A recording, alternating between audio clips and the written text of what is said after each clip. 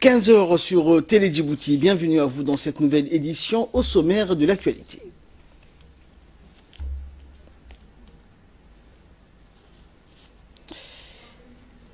Le président de la République, donc Ismaël Omar Guelleh, a procédé aujourd'hui à la pose de la première pierre du projet de construction de 840 logements et appartements à Balbala, à PK13. Et en Syrie, des raids aériens du régime donc à l'entrée de Damas.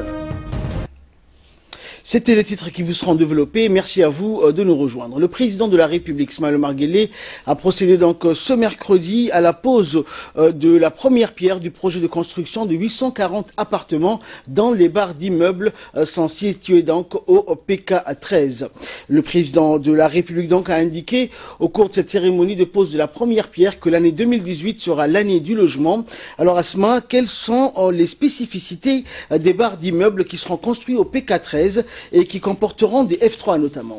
Effectivement, alors Ahmad, 42 immeubles de 3 étages et avec rez-de-chaussée seront construits pour offrir à quelques 840 appartements de 3 pièces ou F3. Le site sur lequel se dresseront ces immeubles sera équipé d'infrastructures de base, donc telles qu'un réseau de voirie interne, des voies bitumées, un parking aménagé au pied des bâtiments, l'adduction en eau potable, l'électrification du site et l'éclairage public. S'ajouteront à cela d'autres infrastructures socio-économiques dans des écoles de proximité, un centre de soins, un poste de sécurité, une annexe de protection civile, d'une gare routière, d'un centre de développement communautaire, d'un centre de sport et d'un espace de jeux récréatifs. Une crèche pour les tout-petits et une école maternelle compléteront l'ensemble de ces infrastructures. Ces 840 appartements seront construits par le Fonds saoudien de développement. Le directeur général justement des opérations du Fonds, M. Fawzi Ben Olayan Al-Saoud, a préparé cette cérémonie de pose de la première pierre. Outre la présence donc du chef de l'État et de la première dame, Mme Khadra Mahmoud Haïd, ont également pris part à cette cérémonie le Premier ministre Abdelkader Kamel Mohamed, le président de l'Assemblée nationale, les membres du gouvernement ainsi que les autorités civiles et militaires conviés pour l'occasion. La réalisation de ce projet d'envergure a été confiée au Fonds de l'Habitat, un établissement public placé sous la tutelle du ministère délégué auprès du ministère de l'Habitat, de l'Urbanisme et de l'Environnement chargé du logement. Ce projet témoigne clairement de la volonté du gouvernement d'accroître donc l'offre du logement décent et abordable à nos concitoyens. Il s'inscrit dans la droite ligne des directives données par le chef de l'État afin de répondre aux demandes des Djiboutiens à obtenir des logements en dur. Merci Asma pour toutes ces précisions. Et le directeur général des opérations du Fonds saoudien de développement, Fawzi Ben Olayan Al-Saoud, n'a pas manqué d'indiquer que le financement donc de ce projet s'inscrit dans le cadre des étroites relations d'amitié et de coopération liant le Royaume d'Arabie Saoudite à la République de Djibouti.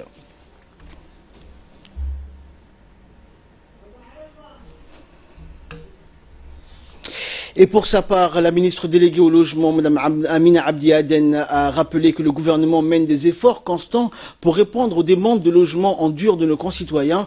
Plusieurs projets ont été lancés dans le projet Zéro Bidonville ou encore la fondation IOG Droit au logement. La ministre avait précisé au cours de la 3e séance du Conseil des ministres de cette année que la demande de logement est supérieure à l'offre. On l'écoute. Le président de la République, qui, comme vous le savez, a décidé que l'année 2018 serait l'année consacrée à la promotion de la politique du logement. Il me fait agréable aujourd'hui d'être à cette cérémonie qui consacre le lancement de la construction de logements sociaux, et c'est une occasion spéciale et une avancée certaine en matière d'offre de logement dédiée aux ménages djiboutiens qui n'ont pas encore eu la possibilité d'être propriétaires fonciers. Pour atteindre de manière durable l'objectif d'un logement décent pour tous les Djiboutiens, le gouvernement a engagé une série d'activités d'envergure et de réformes structurantes. En effet, l'engagement du gouvernement ces dernières années est matérialisé par la construction de cités déjà livrées ou en cours de livraison, comme les 540 appartements qui sont derrière vous les 206 logements qui ont été réalisés pour la garde républicaine et la gendarmerie, et encore les 224 appartements qui ont été financés dans le cadre du projet PIN et qui sont en cours de construction, que vous voyez ici. Excellence, Monsieur le Président de la République, toutes les actions que j'ai citées participent des efforts du gouvernement de garantir à tous des conditions d'habitat décentes et à circonscrire le phénomène d'urbanisation informelle et spéculative. Si je vous présente le projet, donc la pose de la première pierre sera réalisé tout à l'heure par son Excellence Monsieur le Président de la République, il est composé de 840 appartements répartis sur 42 immeubles de 4 niveaux chacun.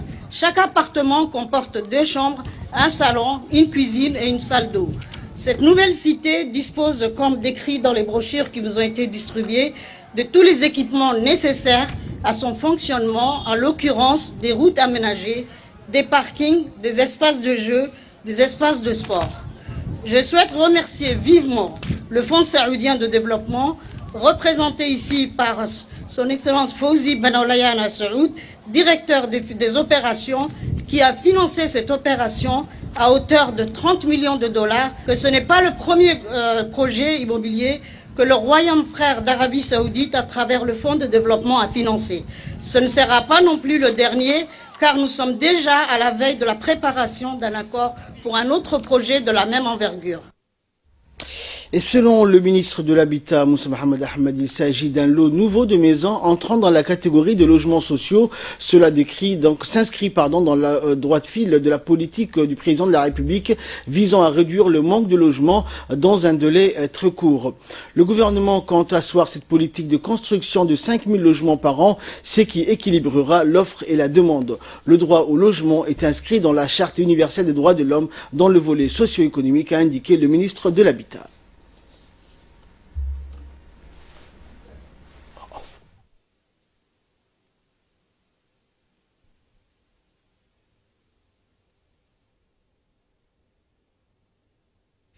Et le président de la République s'est exprimé également à son tour et a indiqué donc que c'était un grand honneur pour lui de souhaiter donc la bienvenue à tous les invités, donc notamment à l'ingénieur Youssouf Al-Bassam et aux membres de la délégation du Fonds saoudien pour le développement.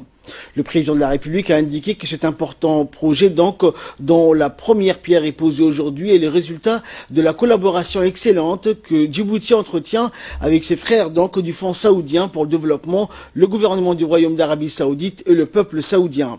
Ce projet est très important pour moi, a-t-il indiqué, car il sera bénéfique à tous mes concitoyens.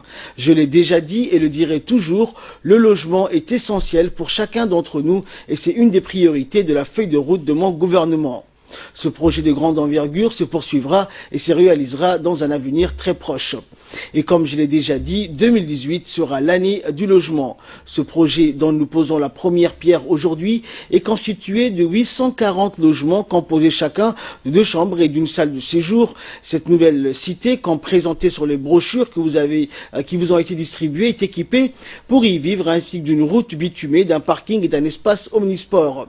Enfin, donc, le président a remercié le Fonds saoudien pour le développement qui a financé ce projet donc à la demande du gouvernement djiboutien. Ce n'est pas le premier projet que le Royaume d'Arabie Saoudite réalise à Djibouti et il ne sera pas le dernier car nous sommes en train de mettre en place un nouvel accord concernant des projets similaires. Nous demandons aux Tout-Puissants de nous soutenir, a poursuivi le numéro 1 djiboutien, dans le renforcement des liens d'amitié et de coopération entre le Royaume d'Arabie Saoudite et la République de Djibouti dans l'intérêt des 2 peuples frères.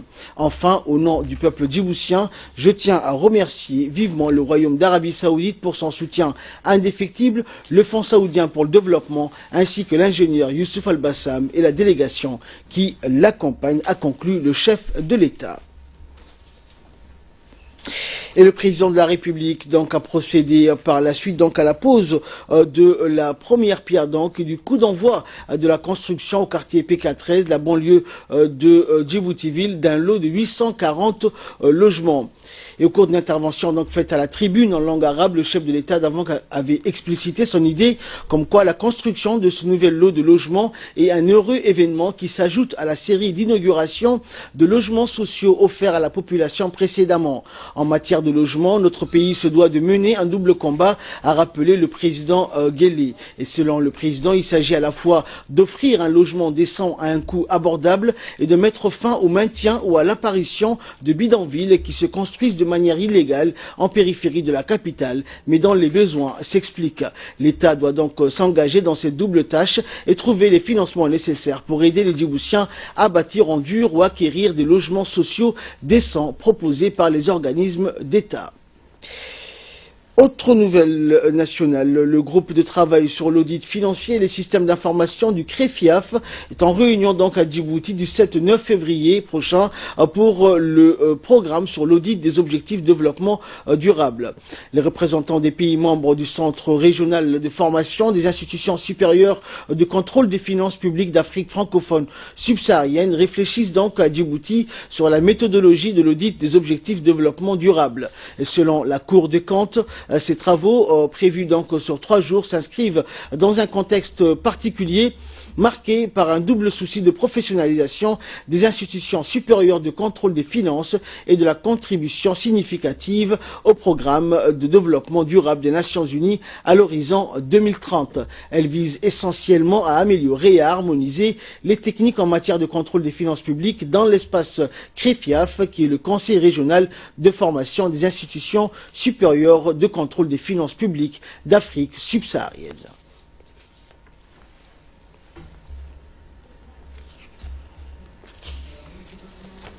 De la transparence dans la gestion des deniers publics, mais aussi elle joue un rôle de contrôle et de surveillance dans la mise en œuvre des objectifs de développement durable. La Cour des comptes de Djibouti est l'institution supérieure de contrôle des finances publiques. À ce titre, elle constitue l'outil par excellence de la bonne gouvernance et de la transparence dans la gestion des deniers publics. De la femme et de la famille, Momin Ahmed Hassan a présidé donc lundi dernier au siège du conseil régional de la ville de Bok une cérémonie donc de distribution des kits d'autonomisation à 2 associations bénéficiaires du projet autonomisation des femmes et du renforcement des communautés. On prépare cette cérémonie de donation donc le préfet de la région, le préfet du conseil régional, le président du conseil régional et différentes associations féminines de la région. Et dans son intervention, donc, la ministre avait procédé donc à un petit rappel de la genèse de ce projet réalisé en plusieurs phases, allant de l'identification des associations à la formation et en passant par l'octroi des matériels et la mise en place de la coopérative des femmes d'Obok. Et la direction, donc, sous le patronage du ministère délégué chargé de la décentralisation, l'atelier d'échange entre les acteurs de la décentralisation et les membres d'un réseau appelé Cités et gouvernements locaux unis d'Afrique s'est clôturé hier au Sheraton Hotel. Les travaux de cet atelier donc ont été entamés lundi. Cet atelier a vu la participation, outre de responsables et cadres du ministère délégué chargé de la décentralisation, des représentants de la mairie, des membres du comité exécutif des régions et des communes, des représentants des ministères techniques et sectoriels concernés.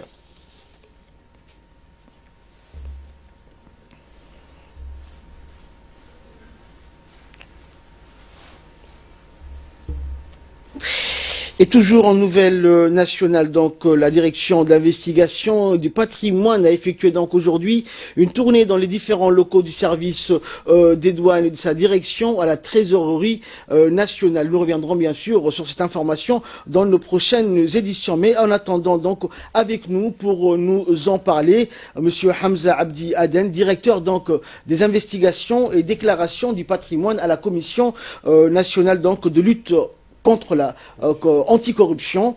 Alors bonjour monsieur le directeur. Bonjour. Alors dans un premier temps, d'abord je vous souhaite la bienvenue et merci à vous d'avoir accepté notre invitation. Présentez-nous d'abord la Commission nationale de lutte anticorruption.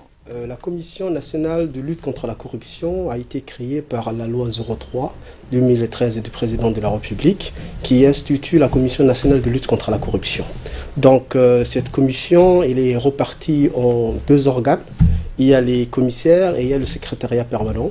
Donc parmi les commissaires, vous avez le président de la commission, M. Ousmane Idriss Djama. Puis il y a 3 directions, dont la direction dont je suis en charge, la direction des investigations et déclarations de patrimoine. Sa mission, c'est de lutter efficacement contre la corruption. C'est aussi de mener des études et de recherches dans le cadre de la lutte contre la corruption et d'assurer une coopération internationale afin de faciliter l'entraide judiciaire. Donc.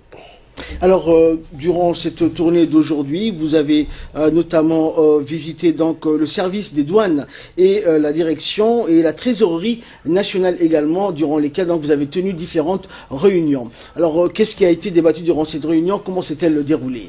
Justement, la réunion d'aujourd'hui s'inscrit dans le cadre d'une tournée que nous avons commencée en 2016. En 2016, nous avons commencé la déclaration de patrimoine avec les membres du gouvernement. Puis nous avons entamé avec les ministères. Nous sommes au 8e ministère, le ministère du budget. Et aujourd'hui, nous avons fait avec la direction générale des douanes et la direction du trésorerie générale. Donc, le but est de faire en sorte qu'il y ait une déclaration de patrimoine des hauts responsables de ces 2 directions. Donc le directeur général, les sous-directeurs et chefs de service ont reçu le formulaire de la déclaration de patrimoine. On leur a expliqué les différentes parties du formulaire et ils ont 1 mois pour le remplir et le rendre au bureau de la commission. Alors, à partir de quel moment, monsieur le directeur, peut-on parler de corruption?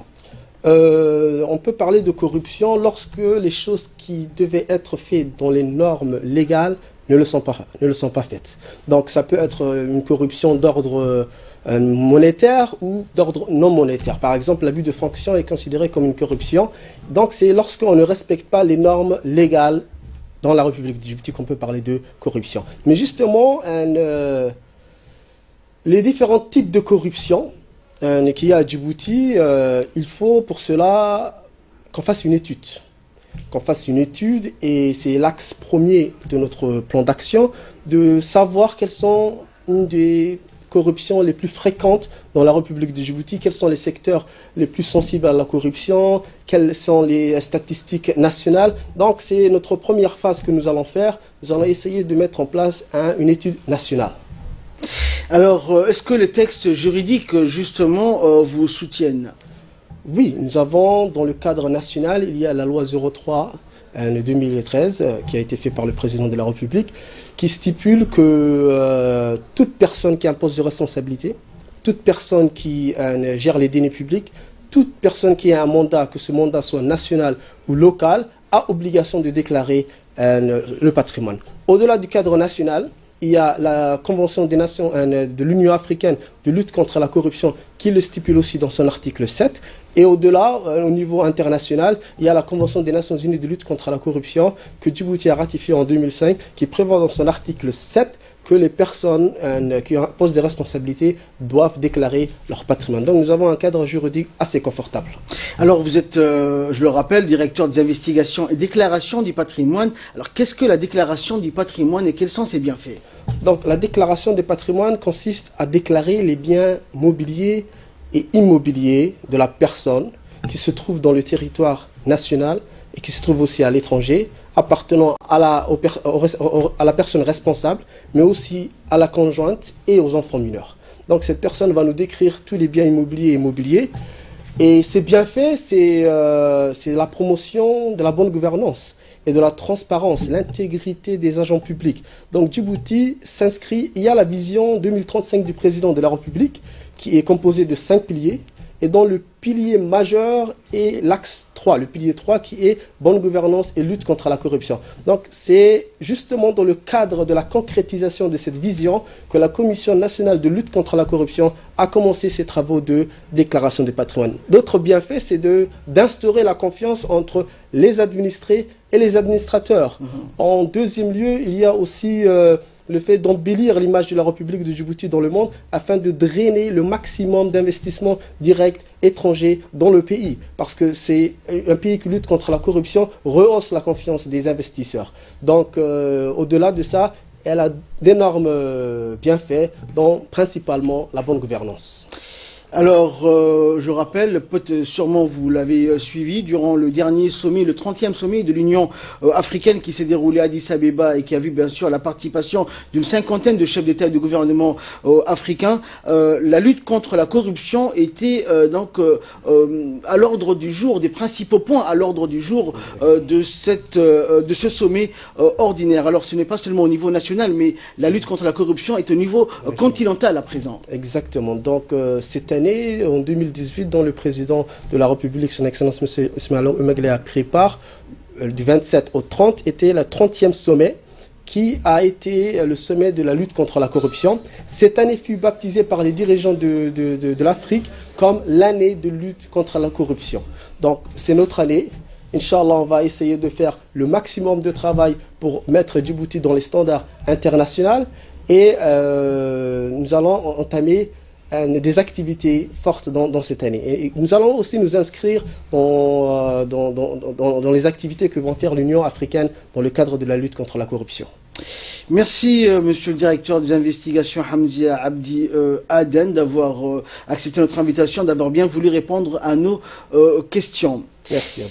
Et de là, nous passons donc à l'actualité internationale, donc avec Ali Abdillahi. Bonjour Ali. Bonjour Ahmad. Alors en Syrie, Ali, de nouveaux raids aériens du régime ont fait 47 morts en Ghouta orientale. Effectivement, donc en Syrie, le bilan des raids aériens du régime de Bachar al-Assad sur la Ghouta orientale, une région rebelle située à l'est de Damas, continue aujourd'hui de s'alourdir. 47 personnes, dont 10 enfants, ont été tués hier. La ville, donc la veille, un bombardement avait fait 31 morts selon les chiffres de l'Observatoire syrien des droits de l'homme. C'est aussi dans cette zone que le régime syrien est de nouveau soupçonné de faire usage d'armes chimiques. Aux portes de Damas, la Ghouta orientale est assiégée, Ahmad, depuis 2013 par les forces du régime syrien. 400 000 civils y sont pris au piège dans des conditions humanitaires désastreuses, marquées par le manque de nourriture et de médicaments. Face à la situation, l'Organisation des Nations Unies craint une aggravation aujourd'hui de la crise humanitaire et réclame une trêve d'au moins un mois dans toute la Syrie. Et enfin, il y a séisme donc à Taïwan, au moins 4 morts et quelques 145 disparus. Le dernier bilan en date aujourd'hui du séisme d'une magnitude de 6,4 à l'échelle de Richter qui a frappé hier soir l'île de Taïwan fait état aujourd'hui d'au moins 4 morts et 145 disparus. L'épicentre a été localisé à environ 22 km au nord-est de Hualien, donc une ville d'environ 100 000 habitants. Et à une profondeur de moins d'1 kilomètre, c'est ce qu'a déclaré l'Institut américain de veille géologique. Les secours se sont affairés toute la nuit et la matinée suivante dans les décombres des bâtiments, comme on le voit sur les images.